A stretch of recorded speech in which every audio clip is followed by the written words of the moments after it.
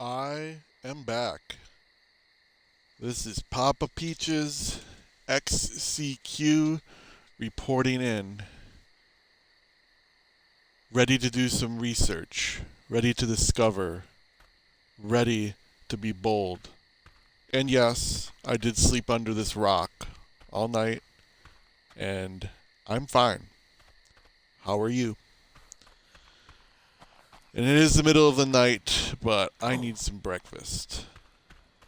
I'm thirsty, I am hungry, and I am cold. There's something about the horizon on the shore, standing on the shore at night.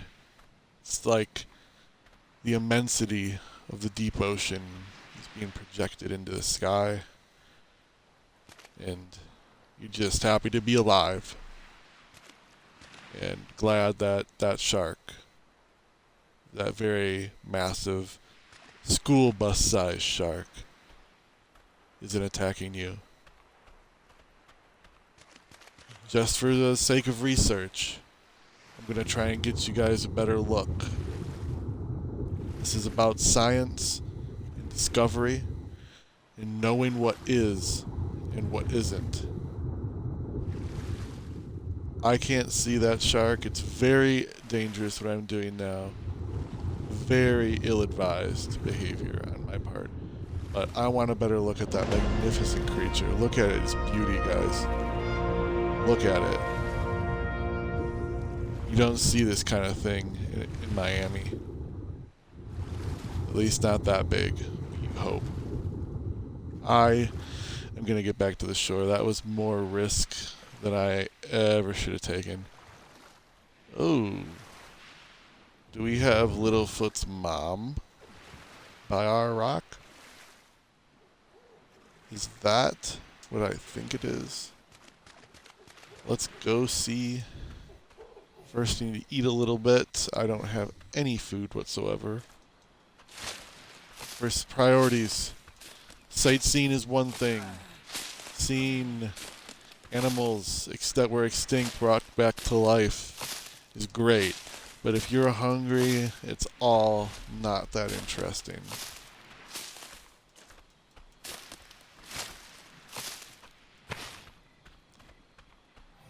Look at that beautiful Bronto over there, guys. It is magnificent. We're going to go get a closer look. I'm going to go get a closer look.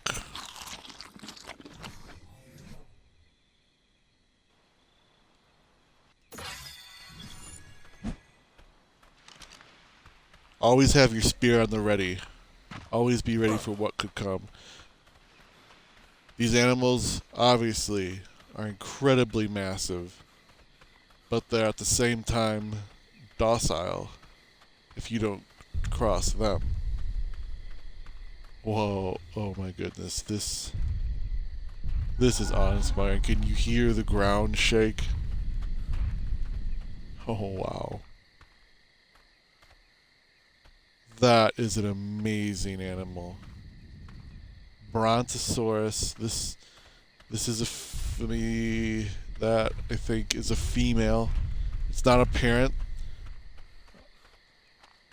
Dinosaurs don't just have the ding dongles hanging there, but I can tell that that's the female.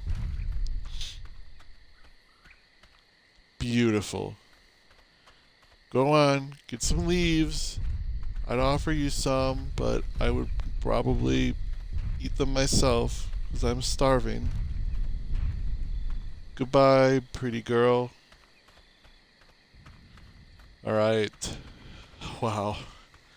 Sights like that just fill the heart with wonder. It almost makes getting drugged, left for dead, thrown aside like a sack of meat worth it. To me, I came here, I knew the risks involved. I knew that the various individuals you hire to get you here can be disreputable. I took that risk. The dice didn't roll in my favor. So what? I'm going to do the best I can. I'm going to do my level best to survive. I slept under a rock all night. How many of you, whoever watches this someday, how many of you have slept under a rock and lived to tell about it? Have lived to tell about it when there's 1,000 different things willing to eat you, 100 different neighbors willing to violate you. You sleep under a rock, you live to tell. That's a success story in my book. I did not start out with any small $1 million loan. I did not get born to a dad that owned a diamond mine. I didn't do any of those things. Oh, what is that? What is... Oh my goodness, okay. That is a bird. Okay, okay. Don't be fearful, be strong. Be courageous, and be mighty. Those are the keys to living. Those are the keys. I'm sorry about that. Let me go on. Those are the keys to being the kind of person that can hit rocks, break wood with their fists, and be mighty. That is what I strive to be, and it is what I am. It's a very bad idea to build a campfire at night. Cooking meat would be a boon right now. I am starved for calories. I am extremely famished. I could use a ready source of protein. The berry, though incredible, though sustaining, does not give the same sort of nutritional balance as cooked meat. Speaking of which, we can go get some meat. I need meat. Yes, this is going to involve me. This is going to involve me asserting my alpha status. My status as the top of the food chain, at least in our regular human ecosystems here. Obviously, from some of the things you've seen, I am not the alpha predator by any means. But on the beach, if you have a spear, you pretty much are top dog. You are top ape, top sapien. You want to, when you're fighting these creatures, you don't want to let the adrenaline overwhelm you. When you're trying to kill something, just the thrill of the chase is an incredible thing in and of itself. But you can't let that overwhelm you. You can't let that take the reins. You got to keep going for it, even when it looks at you and pleads for its life. You have to deal the killing blow, because if you can't deal the killing blow, hunger is going to deal the blow to you. That does hurt. That was a cute. That was cute, and what I just did was grim. But I'm gonna do what I have to do to not end up like it. These here are called pteranodons. People call them Terries or PTs in the common parlance of the island, the colloquialisms used here. This is a PT.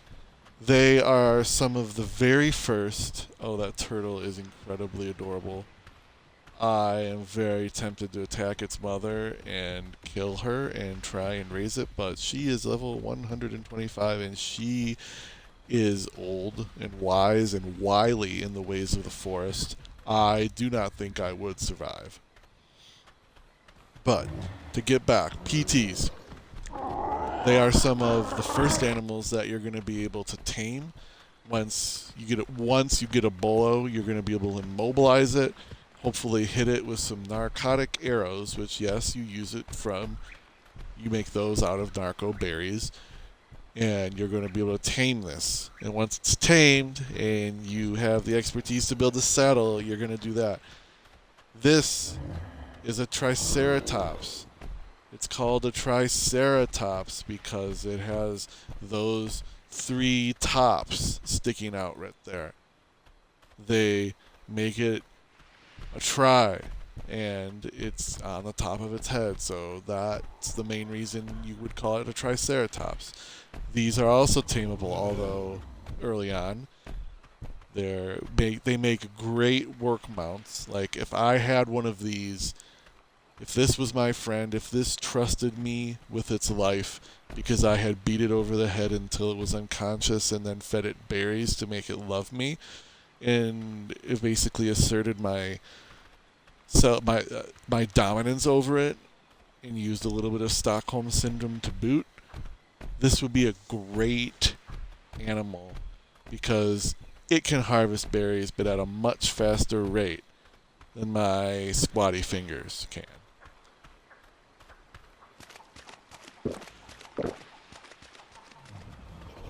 Keep hydrated. Keep eating. It's going to be getting hot here soon. The sun is up. That's a beautiful sunrise we're watching here. Beautiful. Beautiful. Perfect time to relieve yourself. Just in the sheer awe and the sheer wonder of this sight. It's incredible. There's something about it when all of nature is your toilet and all of nature has a view like this. But I'm getting distracted just with... Oh my goodness. Oh my goodness, guys. This appears to be a fellow refugee who has fallen on the ground and out of exhaustion. They're currently sleeping. They're just out cold here. I don't know if they hired the same disreputable individuals as myself and they were just thrown here like I was, but maybe they didn't know how to pick berries. They are, as far as I can tell, not dead. Well, they had some rocks. They had some fiber and some thatch. Oh, yes, I did just take that from someone. I'm going to drag them to a safe place. I don't want to just leave them here where I can't even lift them up. I need to drop this person. I don't want to just leave them here because, you know, any compy, any little carnivore could come along and just have them for a snack. That wouldn't do. This man, I don't know what his story is. I don't know his name. Well, he seems to be called Lil something. It's a strange language. In any case, I can't just leave him there for dead. I'm going to drop some of my goods here, some of my supplies. I'm going to increase my carry weight. I need to be able to carry more. I need more health, and I need to be able to defend myself with higher melee damage. I want to get this guy somewhere safe, guys, where I know that he's not going to just get insta-killed. I feel a certain affinity with this man. He's in the same situation as me, the same boat, so to speak, or he may have taken the same boat. That sounds ironic now, thinking about it. It's getting to the point where I think soon here I may be able to laugh about what happened. But I'm going to take this guy and I'm going to leave him under a rock, just like the rock I slept under. This actually might be my rock. No, it's not my rock. I'm going to leave him here. And I'm going to hope that nature keeps him safe. That he has the same kind of luck I did sleeping. And I'm going to build a house. I'm going to get a house built. That is the next step. That is basically when push comes to shove, as a survivalist, can you build yourself a house? Can you survive? That's the primary question. That's the struggle that every survivalist researcher comes up against is, can you survive? Can you build yourself a house? A crude shelter. and make it through the night. I'm being attacked by a very small, very vicious animal called a combi. It's about as harmless as a dodo, but it has the ego of a gigasaur. They are a ready source of meat and hide. They generally come in pairs or large groups, very large groups, as you can see. There's over 4 of them. I am going to do my best to survive this. You can get overwhelmed just by the sheer numbers, but you gotta fight. You can't back down. Okay. I'm getting a little worried right now. Okay, I took one out there. That one's kind of Okay. Did I make it through that? Okay. Yes. All right, my blood's pumping here. That was close. That was, as they say, too close for comfort. Those are just little skin rats. And look what they did to me. Look what they did to me. I was calling myself an alpha predator just 10 minutes ago.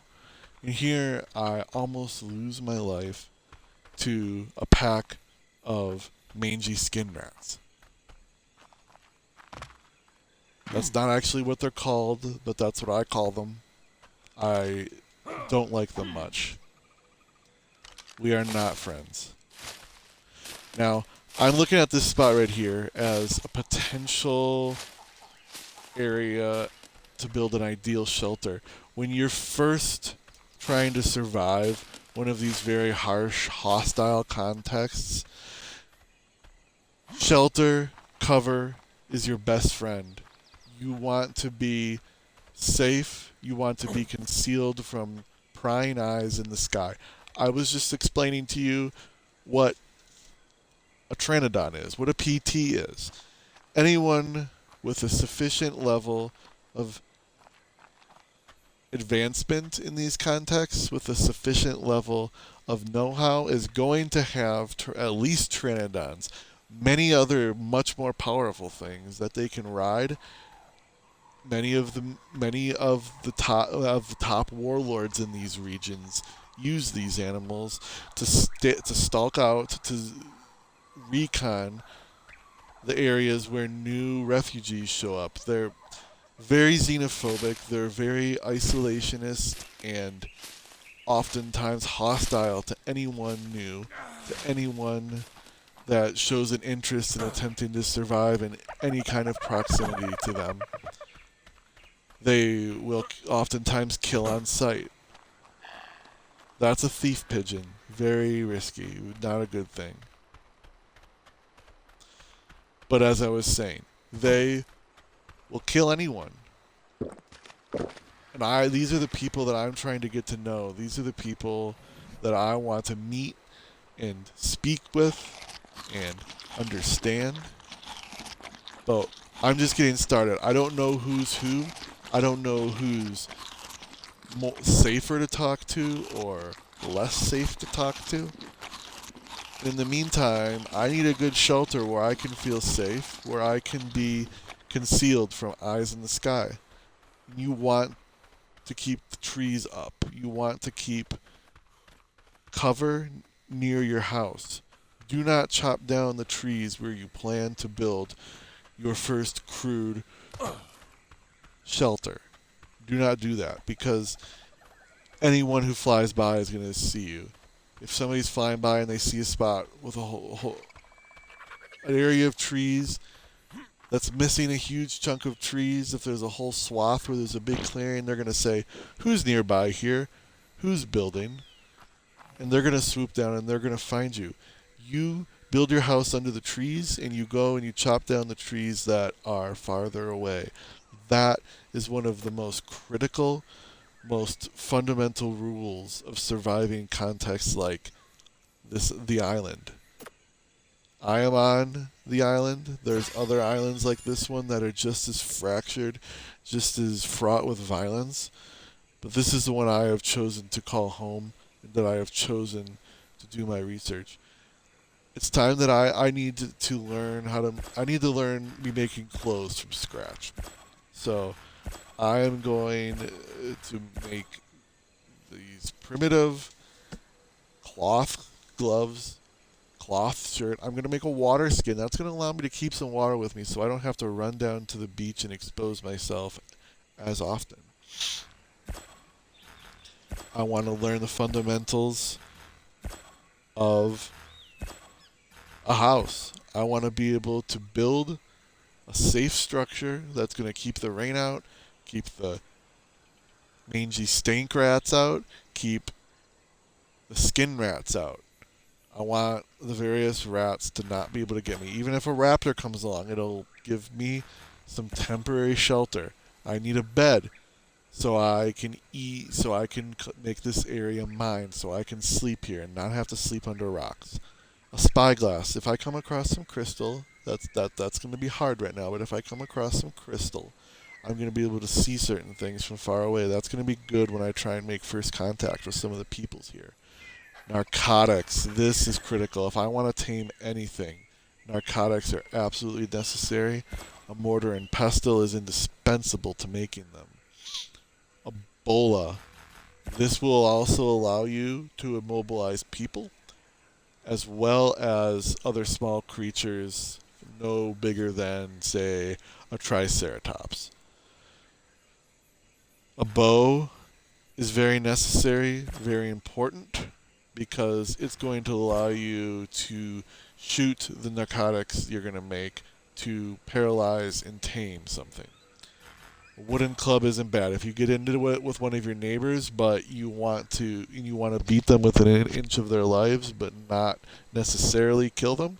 A club is wonderful. It's basically your baseball bat at the side of your bed. And yes, I do that. I believe in the First Amendment, even though I don't like guns. So when I am at my home, safe, warm, wonderful civilization, I do keep a baseball bat at the side of my bed. I believe that this is going to be a good spot for a first small rudimentary house. This tree is going to give us cover. It's far enough from the beach that new arrivals, new refugees who are hungry, out of their minds, scared, terrified, aren't going to see us immediately. A lot of first-timers make the mistake of building a house on the beach, of building a house on the sand. But most of us can remember what Jesus said about that, and that was to not do it. House on the sand is obvious to everyone. You're gonna get robbed way sooner if you build a house out on the sand. But what's more is it's obvious. It's obvious to alphas and warlords in the area. It's obvious to every Tom, Dick, and Harry that happens to find themselves on these islands in a very precarious, very violent frame of mind. Unfortunately, I'm having to drop this stone just because of the sheer weight. I would like to keep that somewhere in a box and be able to use it, but that's not going to happen right now because I don't have a box. I don't even have a box. Can you imagine yourself in a situation where you don't even have a box?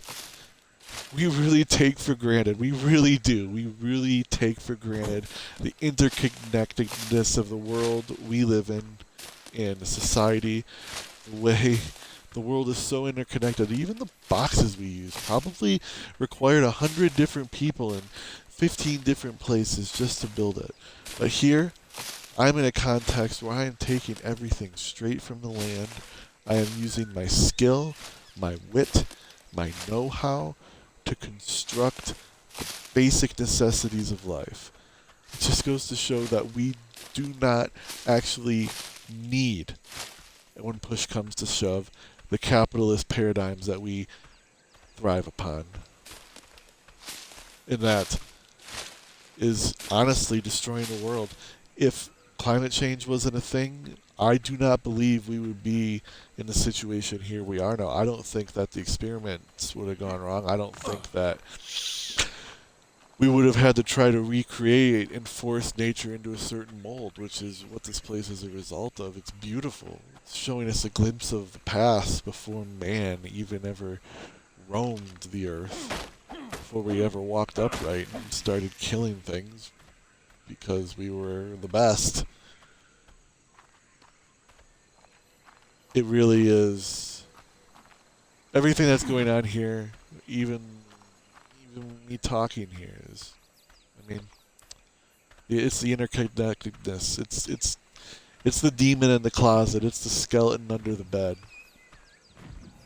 And though there's good that can come of it, there's positives. There's positives.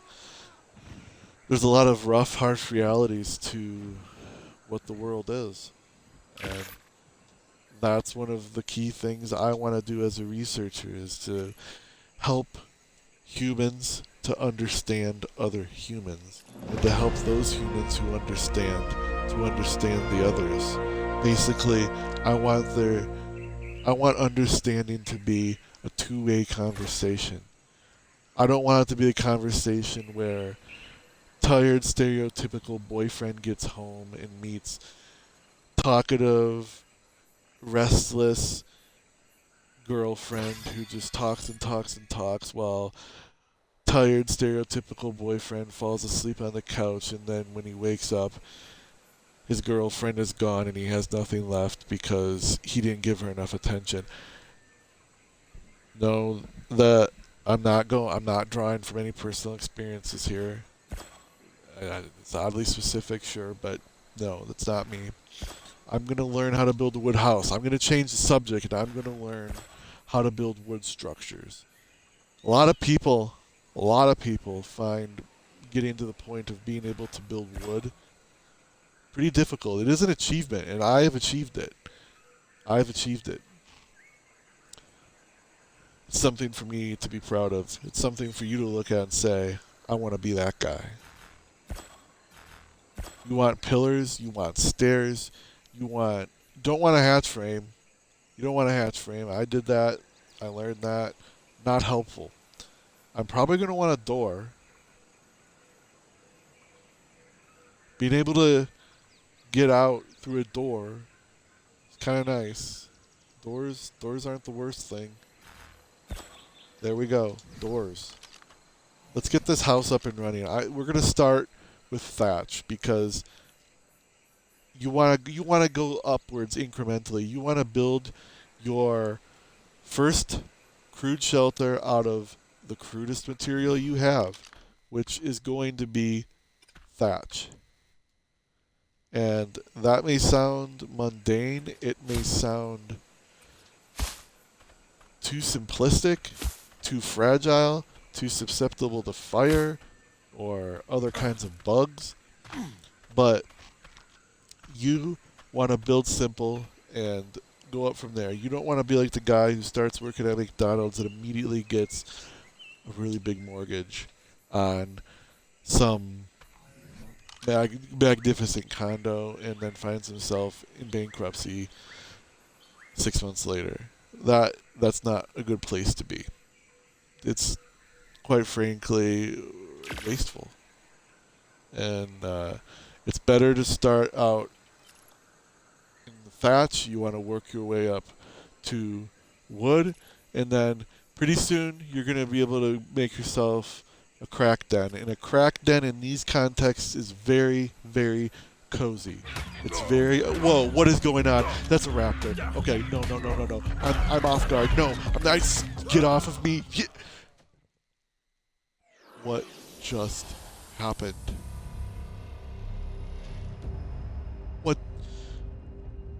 What just happened?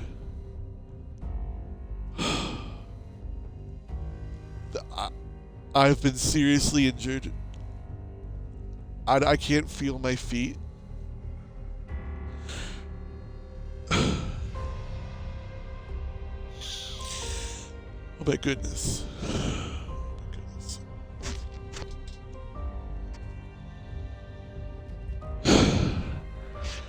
Thankfully, and I haven't gotten to... Oh my goodness. I haven't gotten to tell you guys, to tell this yet. The UN has been very good about seeing that these fractured areas get excellent, almost immediate medical care to the generous funding of, well, a very well. Okay, it's hard to find my words. That my adrenaline is pumping. A very well-funded NGOs, nonprofit organizations have set up excellent medical care in these regions.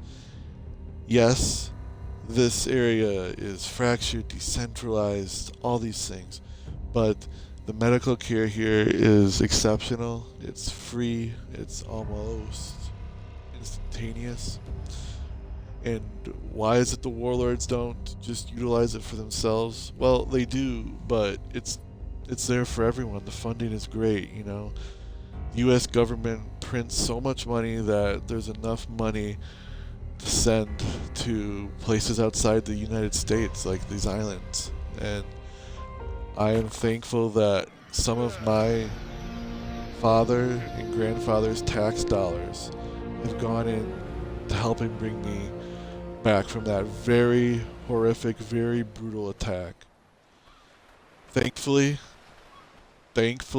one of the things that the smugglers didn't manage to get off of me was my GPS locators. Some of you are going to probably wonder, I ended up on this island with nothing but my underwear. What did I hide? The GPS locators. I want this to be a family-friendly stream as much as possible. I want my research to be accessible.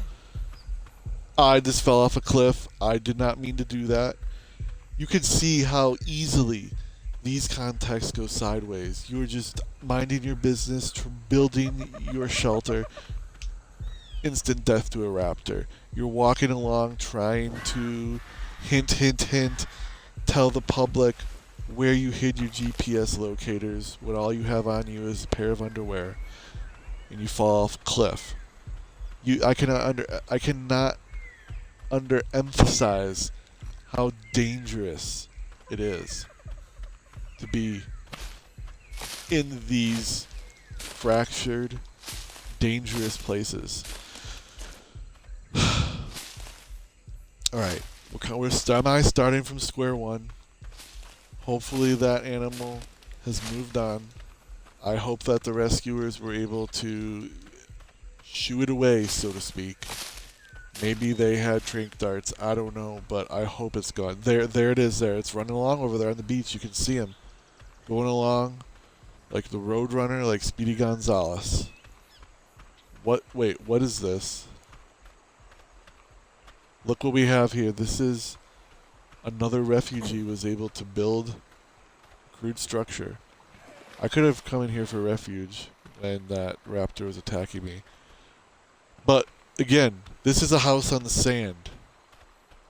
If I just arrived here from the smuggler boat, I would have immediately found this, and if I was a horrible person, I would have probably killed them and taken it.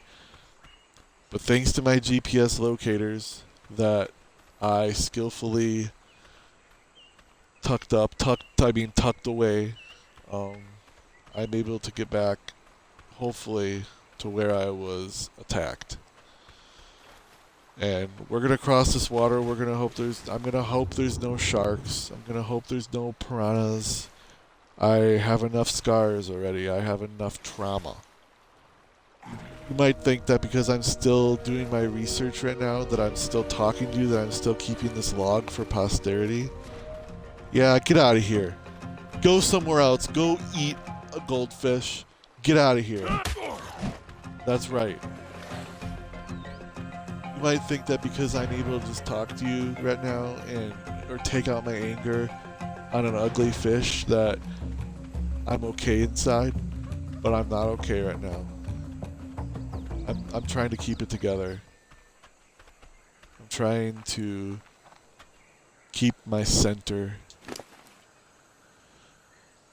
There it is. There's all the stuff that I left behind. The researchers, the medical responders, they healed me right there.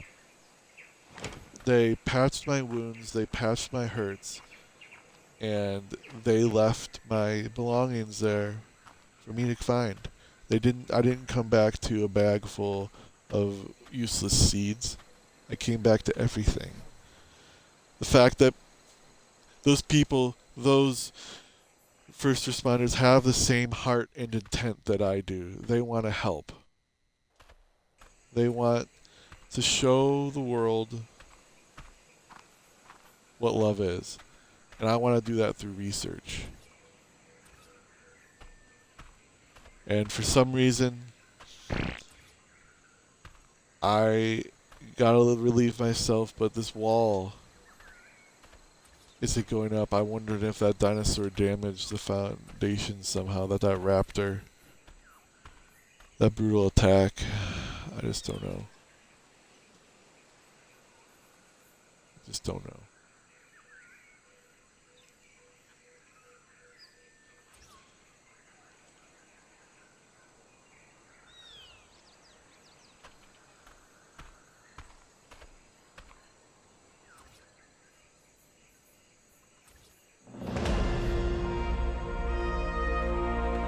I should be able to build this wall without an issue. I laid the foundation work.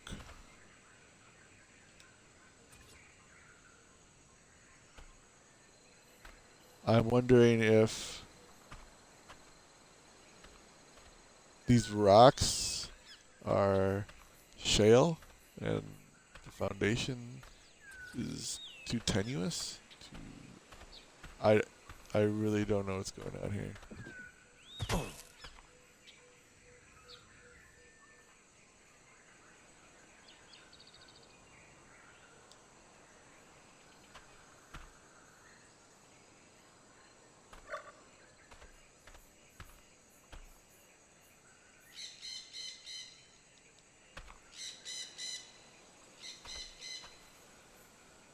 All right. I don't know what happened. There's something going on with... Maybe I tied the knots on the foundations wrong, and that's why I can't put the wall up?